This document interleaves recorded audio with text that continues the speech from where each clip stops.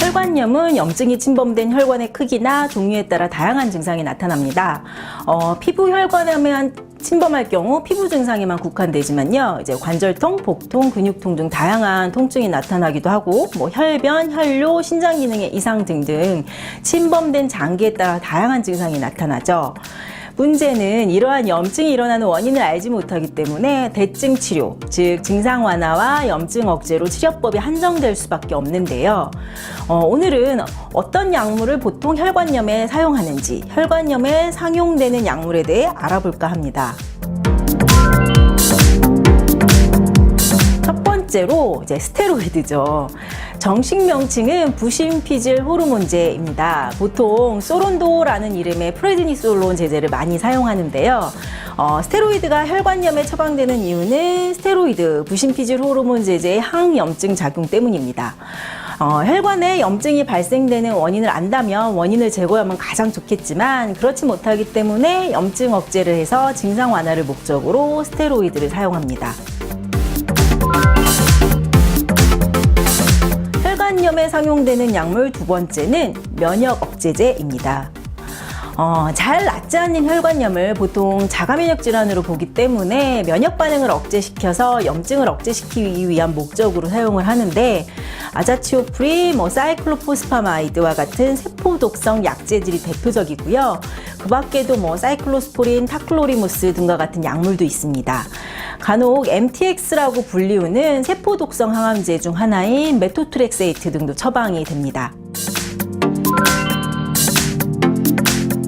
혈관염에 상용되는 약물 세 번째, 보통 통풍 치료제로 알려진 콜킨정이란 약물입니다.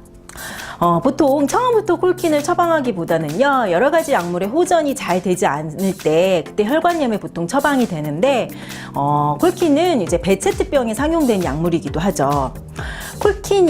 콜킨정이 혈관염에 사용되는 기전은 보통 위에 앞서 설명했던 약물들과 비슷합니다.